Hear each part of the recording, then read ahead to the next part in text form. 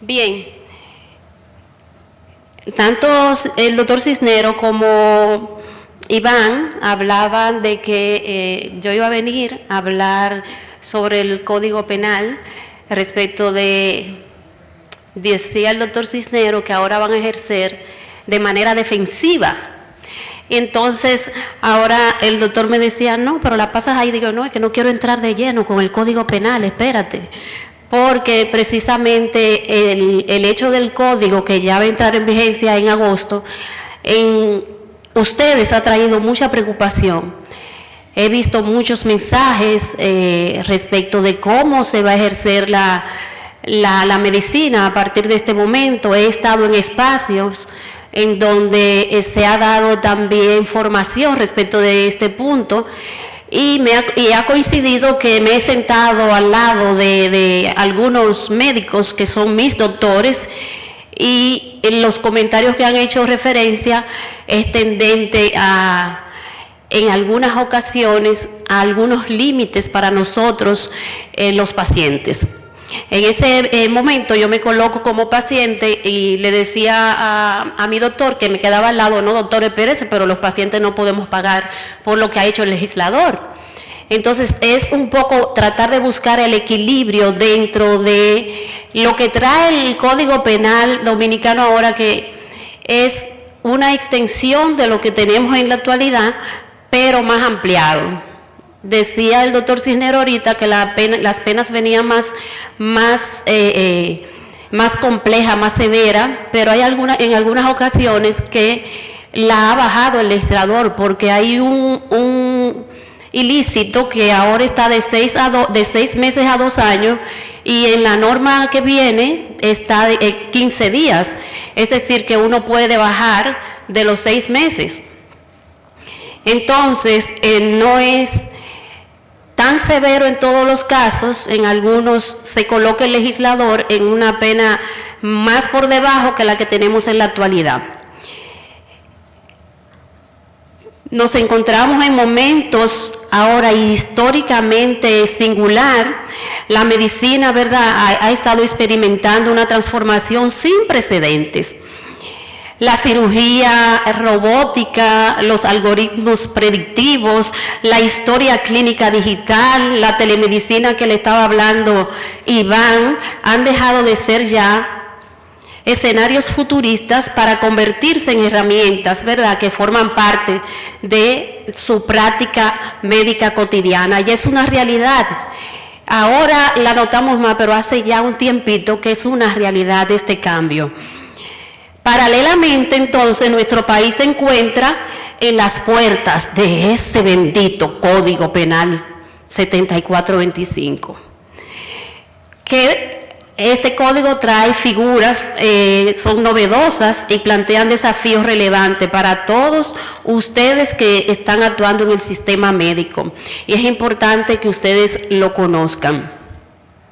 Y es comprensible que en este contexto, como yo veo a diario, cuando voy a los consultorios, o cuando estoy en escenario médico, es loable que nos preguntemos, que ustedes se pregunten, ¿aumentará la responsabilidad penal médica a partir de agosto? ¿Puede un profesional de salud responder penalmente por una decisión basada en inteligencia artificial, Iván?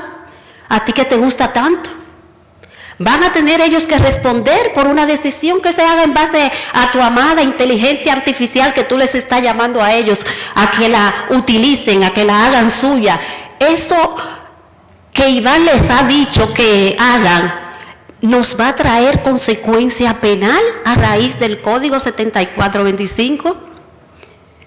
Estamos frente a una expansión del poder punitivo del Estado sobre el acto médico, que Iván dice que le gusta que le digan servidor público, pero él es fiscal, él es de lo que lo va a perseguir si hay alguna situación.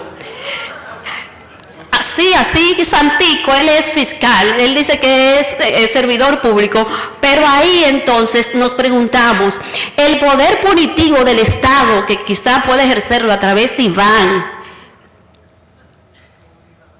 ¿va a afectar se va a expandir sobre el acto médico. Y yo les diría que lo importante no es hacerse todas esas preguntas respecto de la inteligencia artificial. Lo importante es preguntarse ustedes como médicos, ¿cómo preservar la responsabilidad humana que jamás se puede perder? ¿Cómo preservar esa responsabilidad humana en una medicina cada vez más automatizada? Ustedes como médicos no pueden perder esa responsabilidad humana que le asiste, aun cuando estén utilizando esa inteligencia artificial.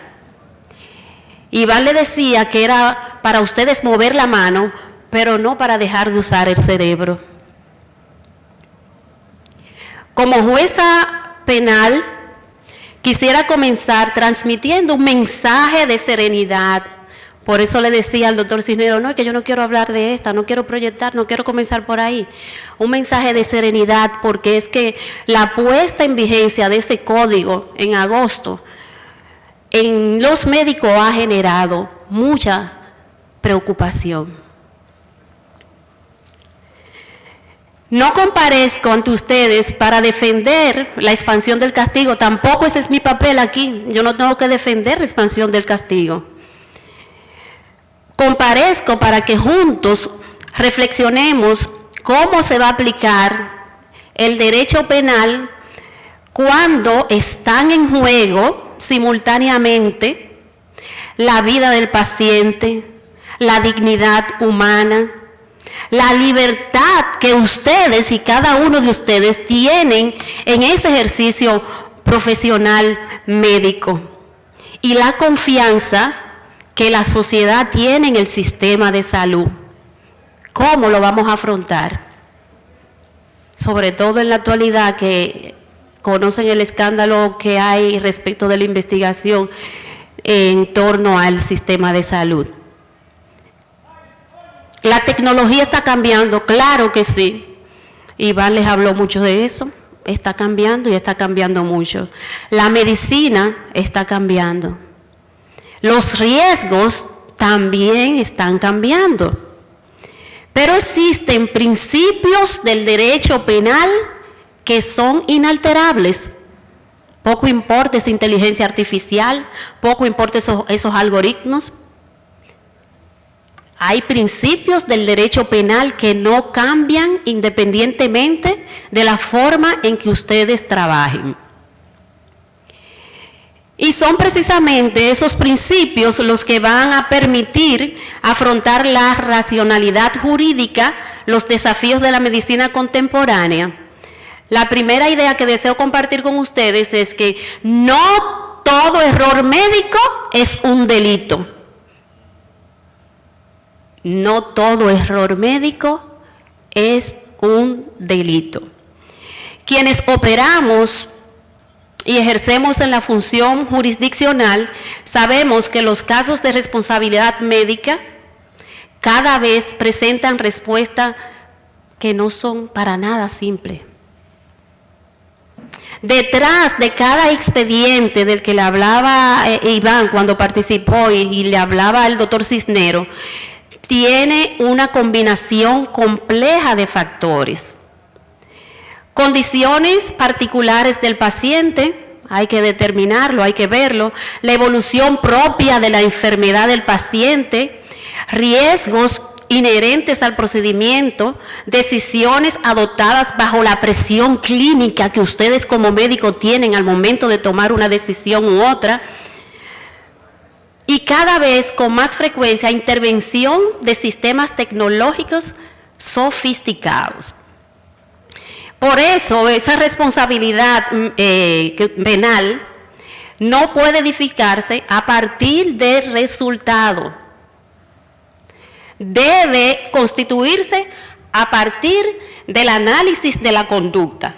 Y ahí es importantísimo lo que le decía el doctor Cisneros respecto de el cuidado que ustedes tienen que tener al manejar cada uno de sus pacientes. al manejar ese consentimiento informado, al manejar ese expediente que le decía Iván, que debe contener ese expediente clínico, ese historial clínico es sumamente importante. Y como el doctor Cisneros les explicaba, no es que el consentimiento informado los va a salvar, que ustedes van a ir a un tribunal y cuando me sometan el caso allá en el tribunal, yo voy a decir, ay no, pero mira, él informó todo. Absolución, no es así de simple.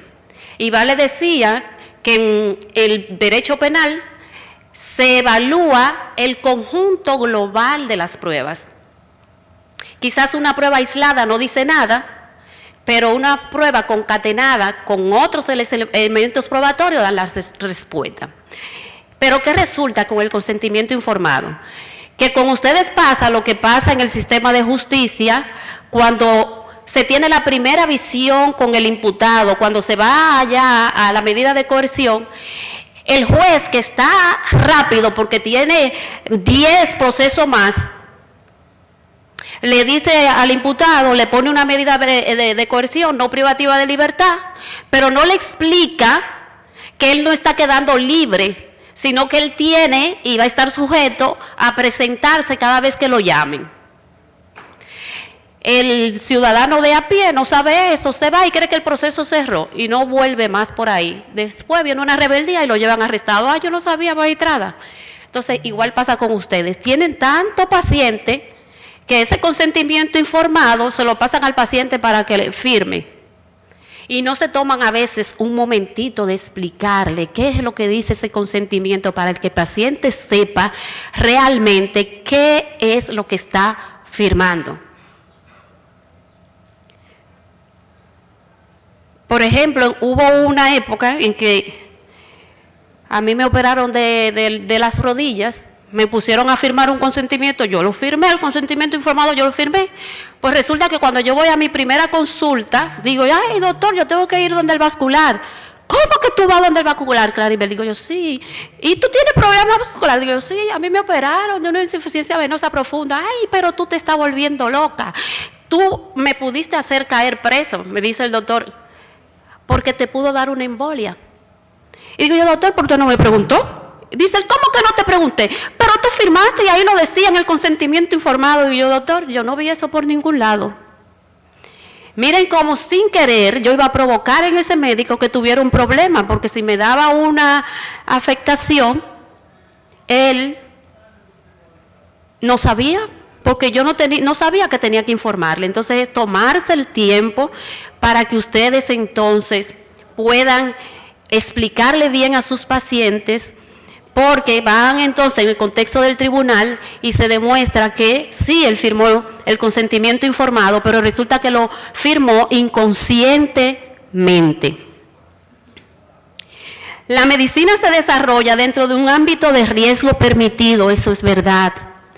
¿Por qué? Porque existen complicaciones previsibles, existen efectos adversos inevitables, existen procedimientos que pueden fracasar aun cuando hayan sido realizados correctamente, pero ninguna ciencia médica seria promete resultados absolutos. No hagan igual que los abogados que para conseguir caso están prometiendo resultados. Los abogados son de medios. Decía el doctor Cisneros que se parece la medicina mucho al derecho, porque como él tiene la doble condición, y de verdad que sí, se parece mucho. Entonces, si son serios, no pueden estar vendiendo resultados. Sean claros, como le decía el doctor Cisneros. Tienen que decirle cuáles son las consecuencias, las buenas y las malas que un determinado procedimiento que ustedes van a realizar va a conllevar. No se oculten información por asegurar un paciente. Háblenle absolutamente claro y dejen constancia de esa claridad con la que ustedes le hablaron. Porque recuerden que les dije que no es el resultado, se tiene que evaluar desde el inicio del procedimiento. Los jueces no estaban ahí cuando ustedes contrataron con ese paciente, cuando ustedes lo evaluaron clínicamente, cuando ustedes lo analizaron. Los jueces no estaban. Los jueces reciben una información, una historia que ya está hecha y un resultado que tiene consecuencias, pero no se puede valorar por las consecuencias, no se puede valorar un caso por los resultados, se evalúa por el inicio en que ustedes recibieron ese proceso y qué fue lo que ustedes hicieron para ver si no violaron la lex artis de la que le hablaba el doctor Cisneros. Por ello, el derecho penal no castiga el fracaso terapéutico. No es solo que castiga el derecho penal. No castiga la enfermedad que evoluciona desfavorablemente. No castiga el desenlace adverso por el mero hecho de haberse producido. Lo que analiza es algo distinto, analiza si el profesional actuó conforme a los estándares científicos, a los estándares técnicos y éticos exigibles en el caso concreto. Por eso es importante que no se canse de escribir. Ustedes ven que la jurisprudencia que le habló el doctor Cisneros, que se presume que el consentimiento informado, no, escríbanlo, pero escríbanlo para cada procedimiento, pero no solo escríbanlo, infórmelo, y asegúrense de que el paciente entendió antes de firmar. Dicho de otra manera, la medicina no se juzga por el resultado obtenido, sino por la calidad jurídica y técnica de la conducta desplegada. Cada caso es particular, la jurisprudencia nos ayuda, pero cada casuística es particular. Otra cosa, si ustedes como médicos van como testigos, por ahí ustedes han escuchado un dicho que dice, los médicos no se pisan la manguera. Es difícil probar un caso médico, porque es que cuando el médico va y declara, es en beneficio de su compañero. Pero en ese beneficio de su compañero, cuando ustedes van a declarar como testigos, a veces tampoco lo ayudan. Porque queriendo ocultar lo que en realidad pasó, no aclaran la situación real respecto del caso que se le está imputando a su compañero. Entonces tienen que verificar, porque las partes en un proceso, los expertos en medicina son ustedes. Y la forma de que se entienda lo que ocurrió en un tribunal es con la claridad con que ustedes lo plantean. ¿Cuáles son las posibilidades? ¿Qué podía ocurrir en ese caso? Esto es un evento adverso, esto suele suceder, esto de 100 casos, a uno le puede pasar esta situación, pero a este uno que le pasó esta situación es el que está en el tribunal. Ustedes como médicos y lo que van a declarar como testigos, tienen que demostrar al tribunal por qué de los 100 a ese le pasó. No simplemente limitarse a decir que de 100 uno y que ese fue el uno al que le pasó, no, pero ¿por qué le pasó? Tú sabiendo que de 100 le puede pasar a una persona en la supervisión como médico, ese paciente que tú tienes ahí, tú tienes que considerarlo como el 1% que le puede ocurrir la situación y por tanto tener un nivel de supervisión mucho mayor respecto de ese imputado. De ese médico, perdón. Y lo que decía el doctor Cisneros ahorita, tienen que supervisar el postoperatorio. No se pueden olvidar del paciente. No pueden olvidarse del paciente. Entonces, desde la perspectiva constitucional, este análisis exige armonizar dos valores. Por un lado, el derecho del paciente a recibir esa atención segura, esa atención diligente y respetuosa de su dignidad por parte de ustedes, que son los médicos. Por otro lado, la necesidad de que los profesionales de la salud puedan ejercer su labor sin el temor permanente de que todo resultado adverso sea interpretado como una conducta criminal. Ese temor, oigan, que desaparezca sobre ustedes. El Código Penal de ahora no es de que nuevo, el código que nosotros tenemos ahora, igual que el que viene, lo que va a castigar es un acto, pero no es todo acto que ustedes hagan, todo procedimiento médico que ustedes tengan, no. Es aquel que no cumpla con los procedimientos, que no cumpla con el ex artis. Pero si yo cumplo con todo mi protocolo como médico, yo no voy a tener miedo ni del que está actual, ni del que viene. Y es tan cierto el cumplimiento de protocolar de todos los médicos que en los tribunales no hay muchos casos médicos. En lo que yo tengo casi 22 años como jueza penal, si llego a 3 casos médicos, son muchos. Entonces, ¿qué significa esto? Que ustedes en su ejercicio están cumpliendo con el ex artis. Y entonces, ¿cuál es el temor tan grande de lo que viene ahora? De que tiene situaciones el código. Ay, Dios mío, no puse la presentación. Vamos a ponerle las penas, que eso es lo que no quería llegar ahí.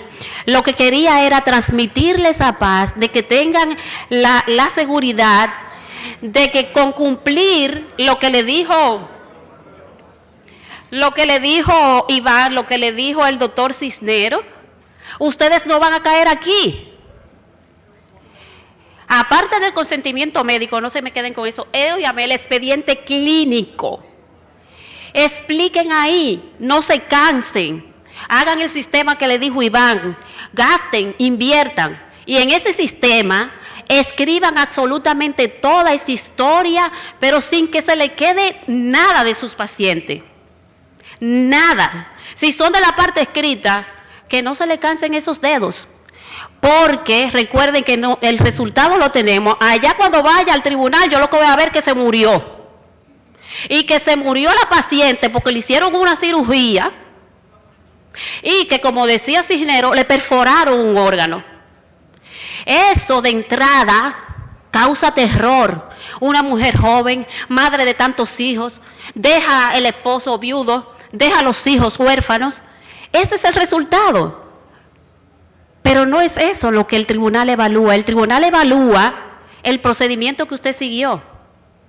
El tribunal evalúa todo el seguimiento que usted le dio a ese paciente. Entonces, si ustedes no cumplen con ese lex artis, ahí es que ustedes van a tener el problema y es donde viene aquí la regulación en el área del derecho penal. ¿Qué se va a ventilar en el derecho penal? Una responsabilidad por omisión. Ahí está establecido en el artículo 12, que es la posición de garante, aplica ante el homicidio, hay un abandono, una urgencia o una negligencia. Y la responsabilidad por acción, por ejemplo, el aborto con sentido provocado. En la norma actual tenemos el aborto. Entonces, aquí lo clasifica el aborto. Artículo 108 va clasificando cuándo se interrumpe, cómo va a ir asumiendo responsabilidades, tanto ustedes como profesionales de la medicina, como la mujer, así también otros actores en ese proceso.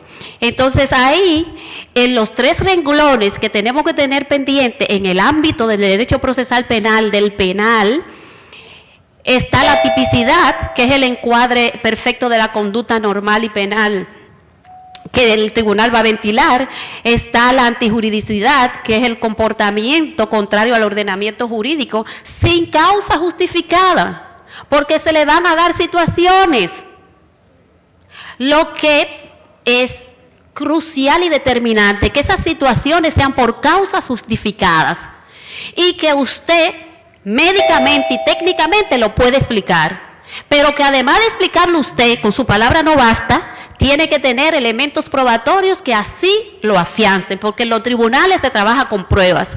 Hay una verdad jurídica, hay una verdad real. En el tribunal la verdad jurídica es la que cuenta, no la real. Puede ser que haya esa responsabilidad, que se haya violado la lex artis, pero que las pruebas aportadas den lo contrario, que los médicos que fueron como testigos hayan sido coherentes y hayan llevado el ánimo al tribunal de que no se violó la lex artis. Puede ser entonces que esa verdad material es cierto que el resultado vino como consecuencia de una mala praxis médica, pero en el tribunal no se probó. Y como el tribunal trabaja con pruebas, entonces efectivamente va a ser una absolución. Por eso es importante que ustedes escriban absolutamente todo. Entonces aquí también los objetos que son imputables, en esta modalidad, el Código Penal ahora trae consigo que entran, ¿verdad?, los centros de salud, que ahora son penalmente responsables. Antes lo llevaban como civil. Ay, Dios mío. Mayované, ya voy. Entonces, antes los centros eran civilmente, ahora pueden también ser perseguidos penalmente. La demanda la llevan por ante los tribunales penales, pueden llevar la demanda civil concomitantemente con el derecho penal y conocer la verdad dentro del ámbito del derecho penal. Por ahí es que a las partes les gusta llevar los procesos para montarle presión a los médicos. Le gustan llevarlo y encajarlo hasta en una norma que no sea aplicable, pero mientras tanto lo llevamos allá. Que decía el doctor Cisneros que los abogados son creativos y se inventan cuestiones para que por la calificación jurídica no caiga en una sala unipersonal, sino que caiga en un tribunal colegiado porque las penas son más severas. Se inventan para que pueda caer ahí que hay hasta trasplante de órganos. Y cuando uno ve allá que no se puede pronunciar la incompetencia, hay que conocer un caso que era de una sala unipersonal porque la grabaron para montarle presión a ustedes. Entonces, el no dejarse montar presión es precisamente el hacer las cosas como manda la norma. El cumplir ustedes con ese protocolo del que les habló Iván y del que les habló el doctor Cisneros. Con eso ustedes no van a tener ningún problema en los tribunales penales. Y hay delitos que son indirectos. Ya les dije que el personal de salud es la persona física que puede ser perseguida, también compromete su responsabilidad de manera directa e indirecta el centro médico, la responsabilidad penal de las corporaciones, las clínicas y los hospitales, y hay responsabilidad también compartida. El procedimiento no se lleva a cabo solo, entonces ahora tienen que estar pendientes los anestesiólogos. Todo está previsto ahora en la norma penal. Lo que ha hecho es que una norma generalizada que se aplicaba a los casos médicos, ahora entonces el legislador dominicano ha tratado de hablar un lenguaje en medicina y ha incorporado una serie de procedimientos en ese sentido. El homicidio agravado se sanciona con pena severa dependiendo, ¿verdad?, los sujetos vulnerables.